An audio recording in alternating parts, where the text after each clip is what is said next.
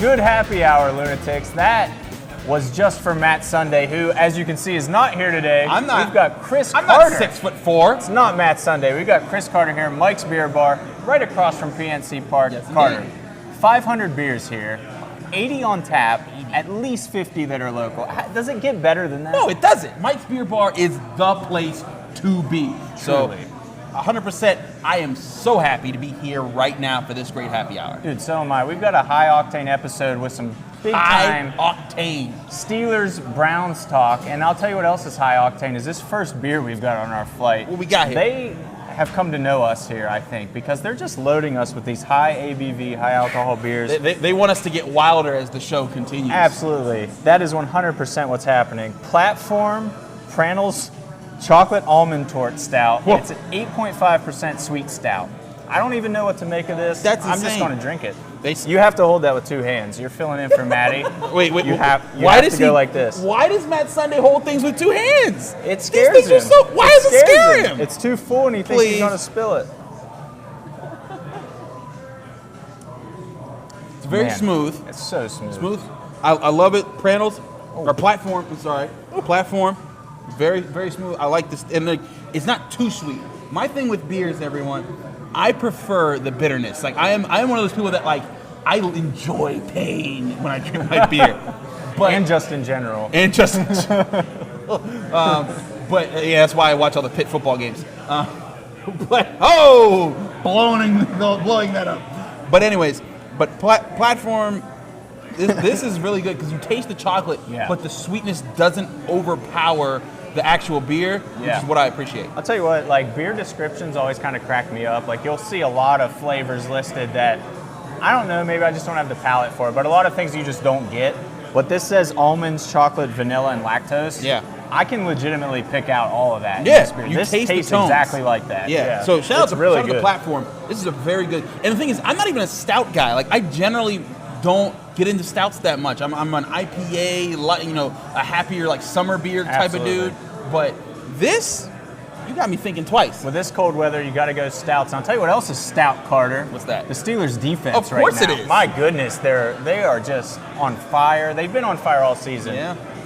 This team will go as far as the defense can take them. Oh, Do you absolutely. agree with that? 100%. Hunter, you look at this game, everything was on the line. They needed a turnover, and everyone's saying, where are the turnovers? We haven't had a turnover since the Rams game. And then what happens? Devin Bush, boop, pops the ball out. Minka Fitzpatrick He gets it. not only scoops the ball, but makes sure he stays inbound to take it 30 yards upfield. Footwork. I mean, The just footwork. the wherewithal to make those type of plays. And Bush talked about it after the game. He said he went for the swipe with one hand and then punched with the other. That kind of attention to detail to creating turnovers by a guy who's 21 years old. Unreal. The Steelers are in such a good spot right now with this young defense. You've got Minka Fitzpatrick, who I believe is 22, maybe 23. Yeah, I think he's 22. Bush is 21. You still got T.J. Watt, who I think is 24. Those are your three key pieces to the future. And they are all performing at a high level. Dude, and they've got Steven Nelson, who has come out of nowhere, also young. He's not that young. But He's they've 26. got him off 26. He's not old by any means. If he plays like this, you got to pay him Joe Hayden money. Got to. I'll say it. He's probably outplaying Joe Hayden. Now, No, he granted, is. Hayden has bigger responsibilities and Yes. everything. I get that. Yeah. But Nelson is locking down his side of the field on a weekly basis. The only touchdown I think he's given up all year was the one where he was expecting safety help against the Browns. He's been very good. He's been detailed in his work. And even if you occasionally beat him, he's still in the area to Yep. make the tackle immediately after. Steven Nelson, I said coming into this year that Steelers fans would like him because he'd be scrappy, because he'd be tough, because he wouldn't back down. Yep. And now he's not just not backing down, he's beating people down. He's Right. he's making receivers have to respect him. And Joe Hayden's becoming a more targeted cornerback than him. I don't think the Steelers could expect anything like that from a free agent acquisition. He, by far, is the best free agent pickup they've had for quite some time. Absolutely, man. And one thing I like, you talk about targeting Hayden more, is that he's given up some receptions this year for sure. And there's been times where you're like, man, what's up with Hayden? But you see it at the end of that Bengals game. He had 2 picks in the bag.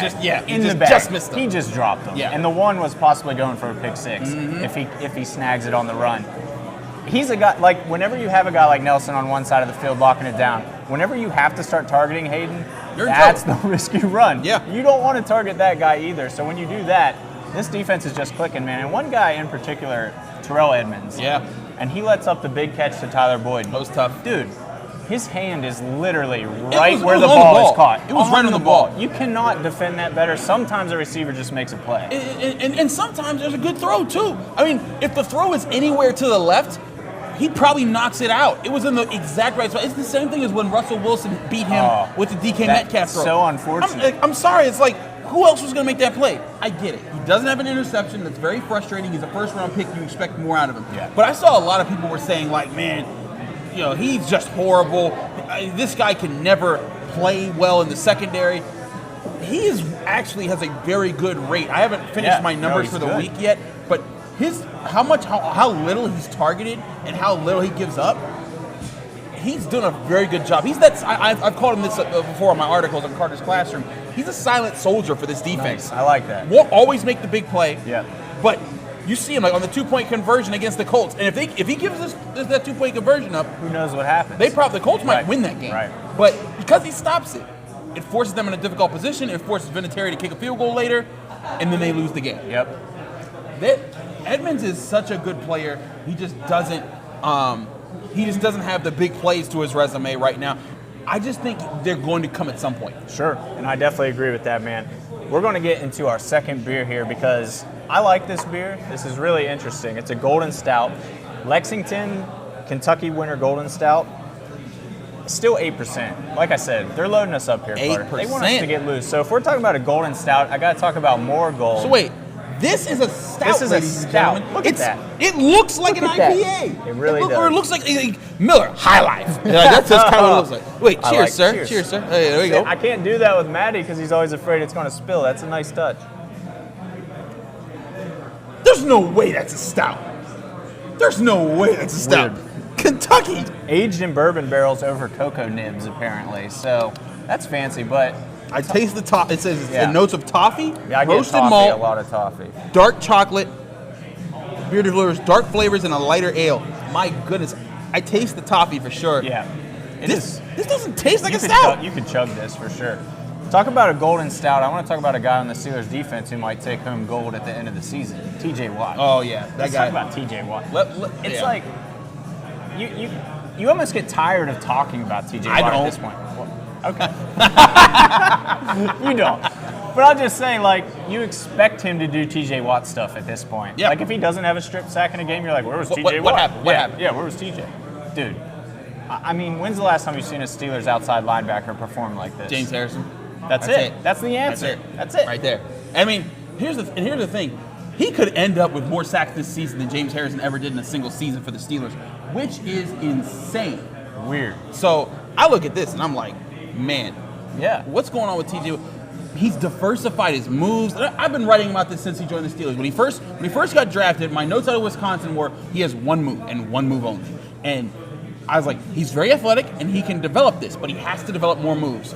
In training camp his rookie season, I noted how he was struggling against Xavier Grimble, and because he only had one move. That's a James sentence Harrison, right there. Wow. James Harrison pulled him aside, said, hey, try this, try a rip move.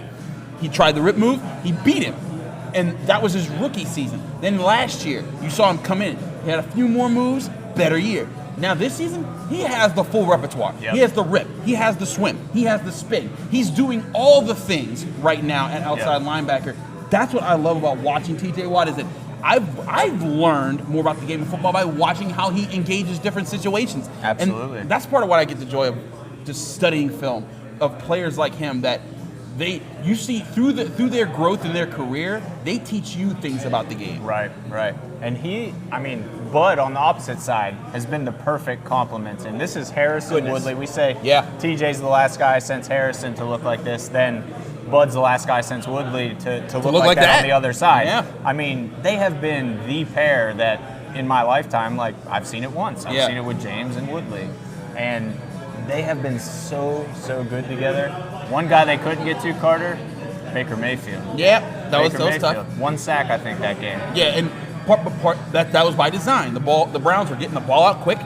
It was really good on their part. It was a very smart game plan, and they didn't. And also, I think he only completed 17 passes in the game. They weren't depending on the passing game. They hit a couple big plays early, and after that, they went to the run game. So that's a big part of it for me is that the Steelers recognized, hey, this is their plan. You know, they shut it down. They just couldn't get any help on the offense. Yeah.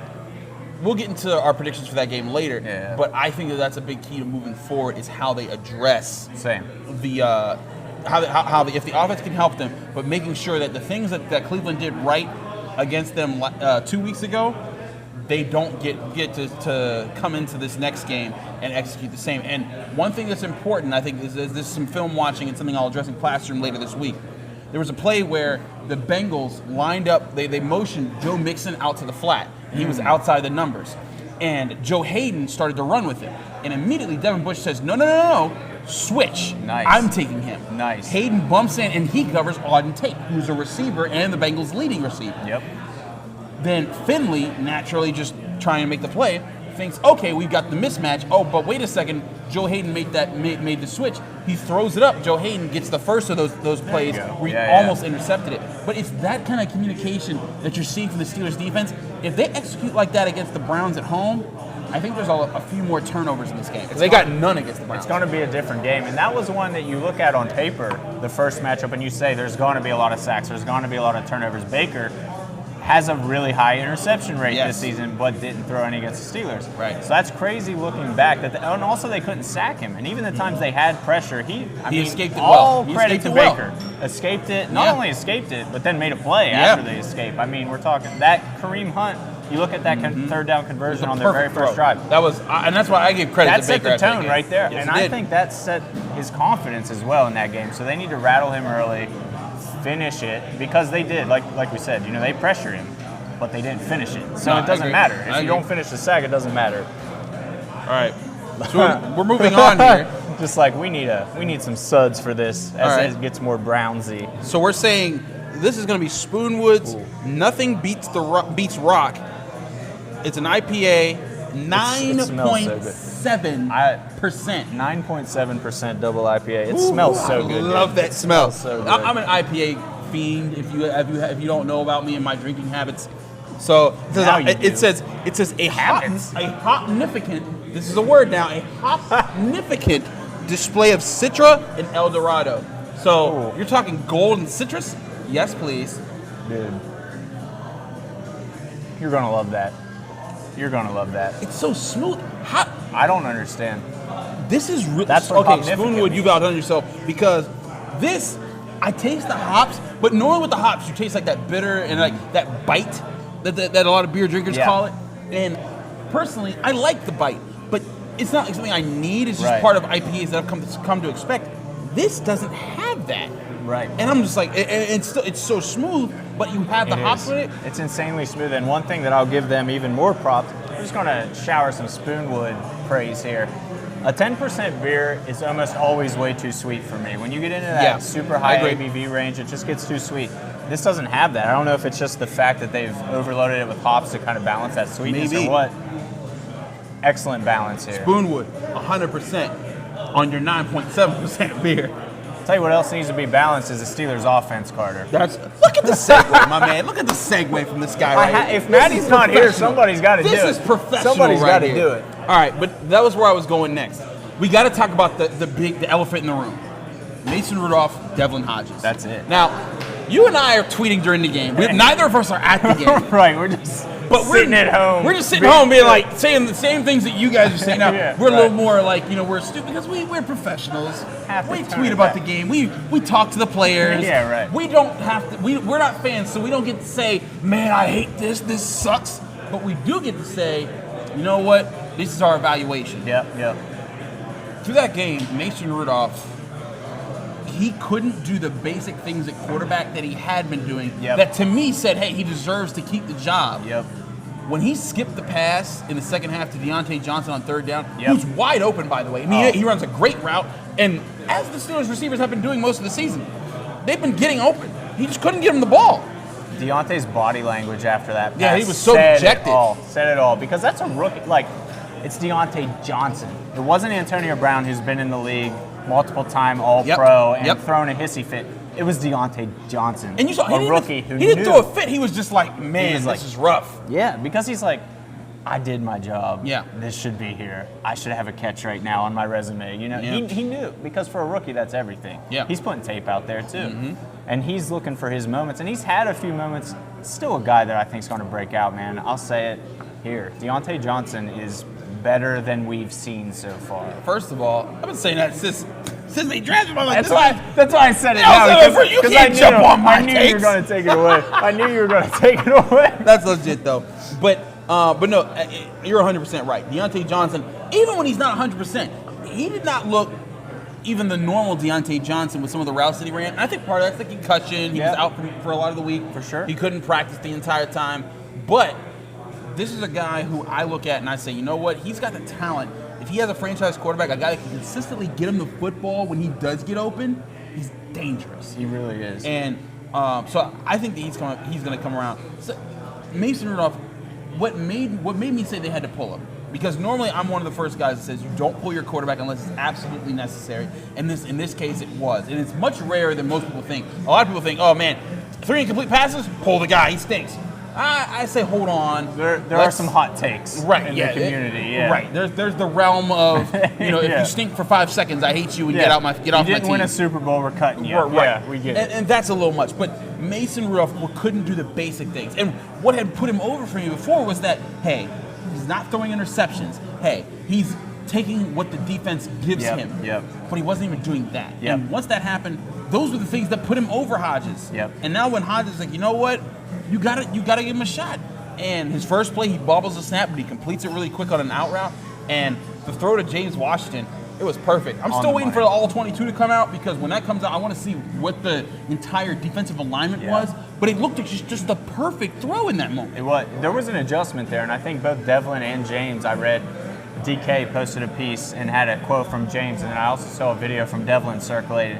That was Devlin kind of, I don't want to say he underthrew it, but he threw into that route that was not necessarily what was planned. I read that as well, And both of them picked up on it perfectly. So that was just perfect, them being in sync with each other, which is a huge point as well. But that was Devlin making a play, which is literally all people have been wanting to see from Mason. Just make a play. And lead them to the right spot. Right. And dude, you said it perfectly.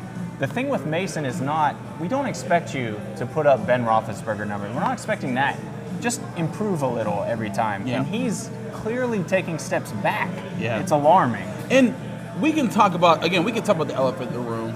Yes, this may have something to do with Myles Garrett and all the things that are going on, and maybe he's not the best road quarterback, because that was the third game he's played on the road. The second game was the Browns. The first game was the Niners, where he only completed 2 passes that were beyond 1 yard of the line of scrimmage.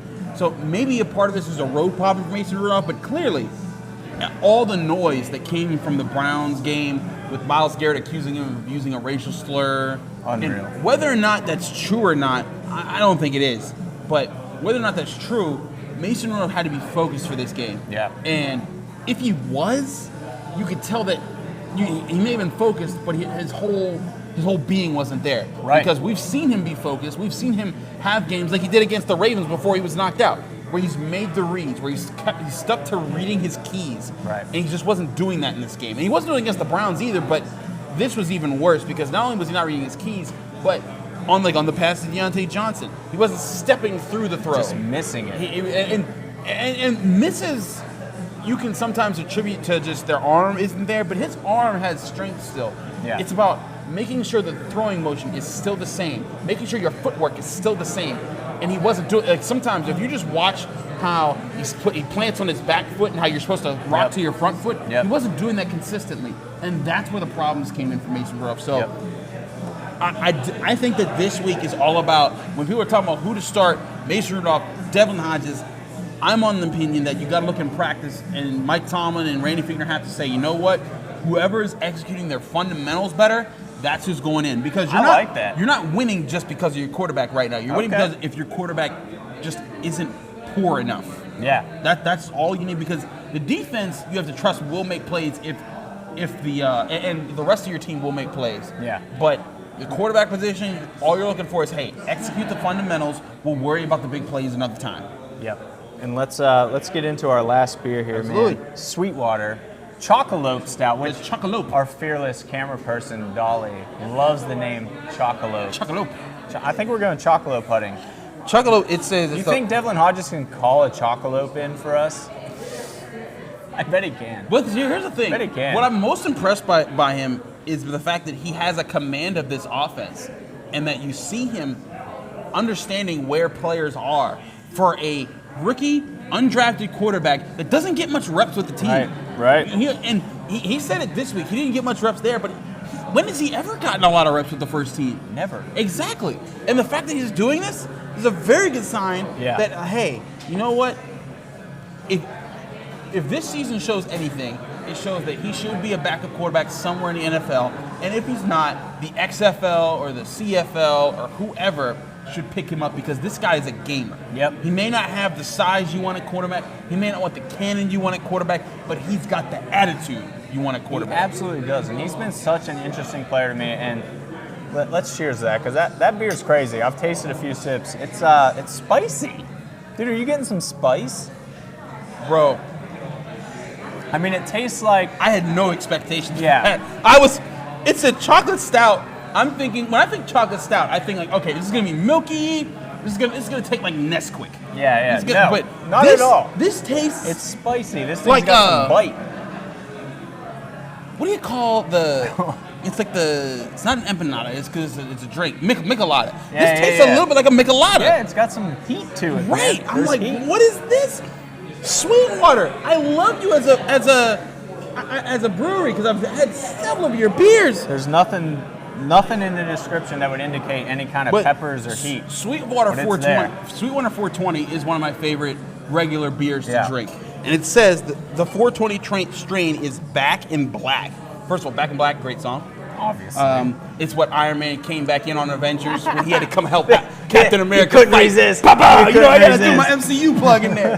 But the 100%, this tastes amazing, and it says it has a head-turning aroma. My head turned. Yeah. In all the directions. Exorcist style. Right. 360 right here, dude. So I'll just say it. Like you kind of were on I don't the mess fence. with demons though. No way, never. But if the Steelers are going to exercise their offensive demons, they need to start Duck Hodges this week, dude. Another great They segue. need to. Another great segue. They need to. I'm sorry. Mason has lost something that made him unique. Yep. And listen, when he first came in, I was all about it. I was all about let's see what Mason's got. And listening to the players talk, they said the same stuff. He's got this leadership quality, this fire. When he comes into the huddle, I think he's totally lost that, man. Yeah, I don't see any like fire. I don't see any spunk. And you haven't I don't heard see anyone anything. say that about right, him. and they've stopped saying it too. And that's the thing, guys. Like, these are professional athletes. They're not going to throw their teammate under the bus. They're not going to be like, wow, Mason's really lost something But this read week. between the lines. Exactly. What they don't stopped say. saying it. They stopped saying it, which says it all. And what did Ramon Foster say about Duck? He's excited like a kid when he comes into the huddle. He's got a fun air about him. Yep. Dude, you think that doesn't matter, but you can literally see it on the field when they take it, and he kind of energizes them.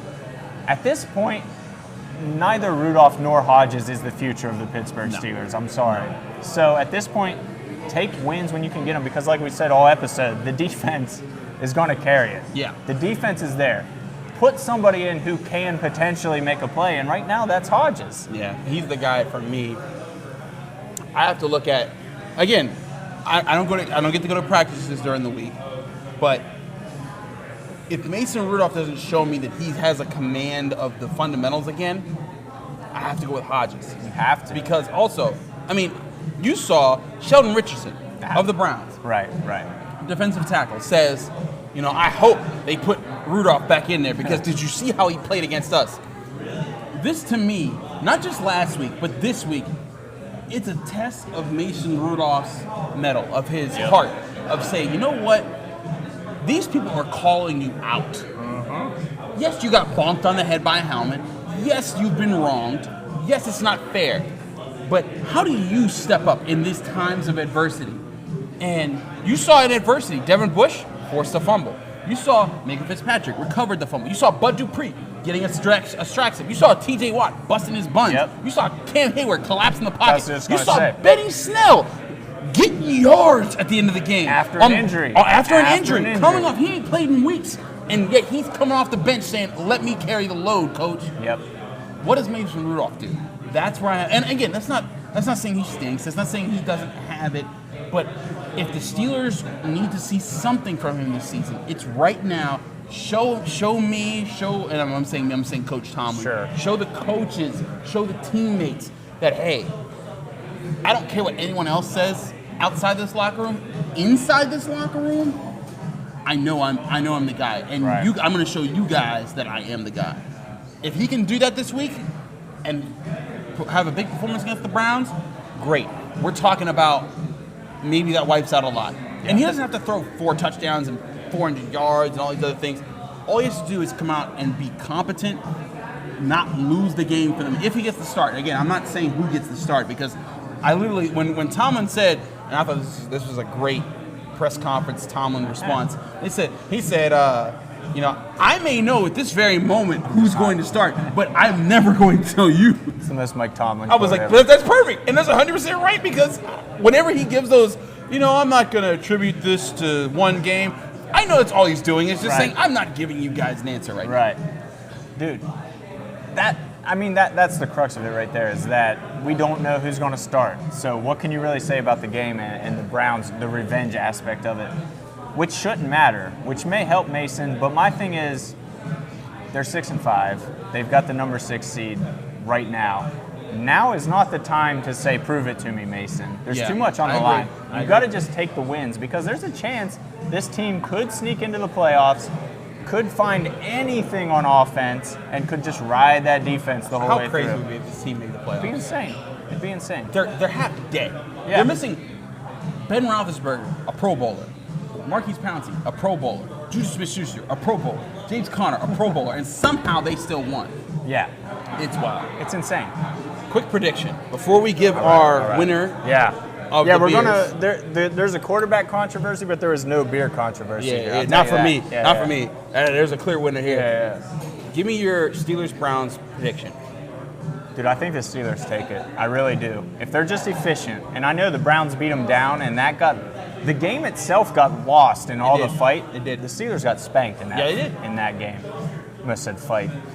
But I think, especially if Duck gets a start, which I'm going to go ahead and pair it and push here, they're going to be efficient. They're going to win something like 20-12. A very low-scoring, just hard-fought, random game, but they're going to squeak it out. I'm with you. I said this on Adam Crowley's show on ESPN Radio just about an hour or so before we recorded this. I had 18-15 Steelers. Oh, that's a gross score. A really weird score, right? Yeah. There's gonna be like a 2-point conversion that failed or something weird. Right. But I have it being a weird score, but the Steelers edging them out at home. Because here's the thing, they did get their butt spanked. But if they had just don't lose the game. Just don't throw 4 interceptions from Mason Rudolph.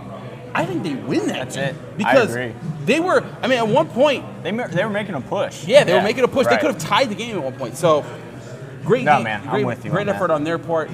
Moving forward, let's see how they perform. But let's pick our winners. Hunter, pick the Crowlet. Who's your Crowlet? Dude, I'm doing the Sweetwater Chocolate. I'm sorry. I don't know if it's just because the last beer I had. So interesting. So spicy. I've never had a stout that was spicy like that. That was amazing. I love it. That was tough. I gotta go Spoonwood. Nothing beats the Rock Double IPA. And IPAs normally get me in my heart, but this one, oh my gosh. The 10% Crowler. Carter's going to be having all the hottest takes. First of all, watch out for my classroom tomorrow. Whatever my classroom is you guys are reading right now, know it's after I'd had all 4 of these. We had an 8.5, an 8, a 9.7, and a 6.4. This all is in my classroom tonight. Well, we're here at Mike's. Listen, guys, this is a legitimate offer. Next week, come down. If you sign up for a DK Pittsburgh Sports subscription, I'm going to buy you beer. I'm going to buy you beer as long as you're here. Just sign up. I'm going to watch you sign up, and then I'm going to buy you beer. That's the offer. And Carter might be here, too. I'm not even sure. Carter, Sunday, let's bring the whole family out. Listen, let's sign up, let's get some beers. We're going to have a good time.